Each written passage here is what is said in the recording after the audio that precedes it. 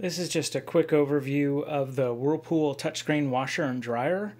The model number, I'll post that in the description, but here is one of them. And I think right now, as of early 2020, I think this is the only touchscreen model from Whirlpool on the market, so it shouldn't be too hard to find.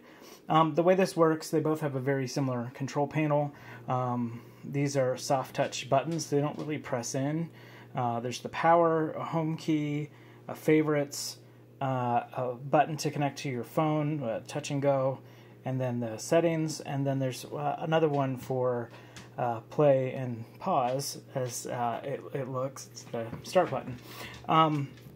What's really nice about this is washers and dryers are overly complicated. There's tons and tons of functions, and I think most people just turn it on and leave it. If you have the old style with 3 separate knobs, you might use those because they're actually a little bit more user-friendly than the one with just the circle dial. And I've got my old one in the garage, and I'll show that here in a moment.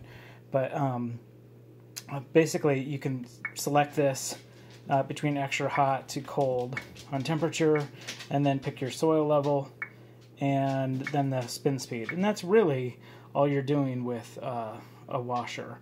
And again, most of them have a really complicated knob system with tons of text on it, and it's just way more complicated than it needs to be. So this solves that problem, but I'm still not really terribly happy with the home, the favorites, all these other buttons. I do understand why the power's here and this one is more of a safety feature, but these buttons don't need to exist. They should just be on the touch screen.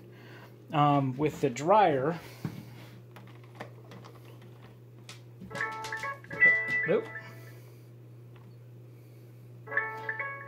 with the dryer, it's pretty similar. So you pick your temperature between extra low to high, the dryness level. So that will be pretty wet. So be maybe barely damp, and that should be completely dry.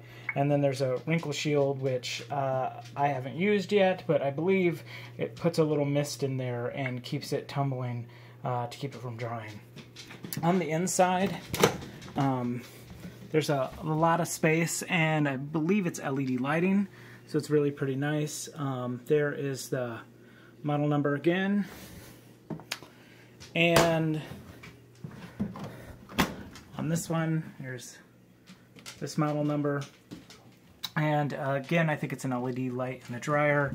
Here's the lint trap, so it's pretty nice. One thing that's extra nice about this set is on the bottom of the washer, there's a spot here where you can load detergent and fabric softener, and so you can fill that up and have it automatically dispense for all of your loads.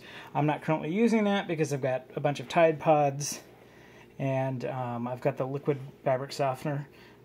You can actually set those separately though.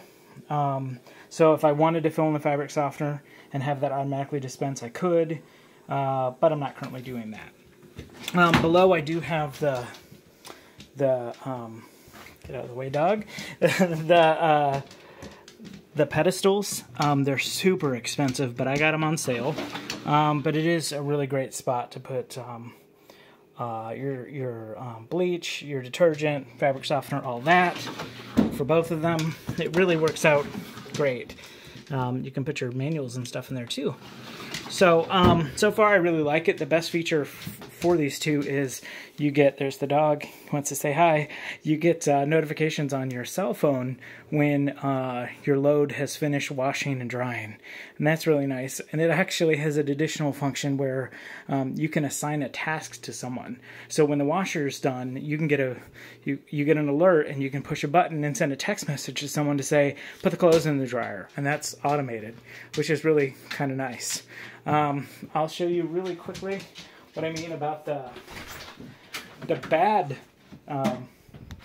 user functions of a washer and dryer.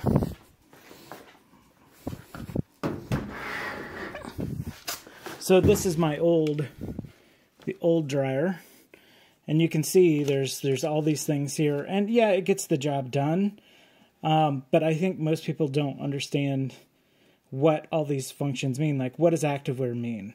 It's not that complicated to me, but I think most people don't really bother with any of this stuff. And the washer is even worse with the functions on there. So, unfortunately, this one also had an LCD display, so you can't see the additional functions, but there were just tons. And again, it's really, see all these additional buttons? Just tons and tons and tons of stuff. And it's way overly complicated. And it's just not necessary. And the touchscreen takes care of all of that.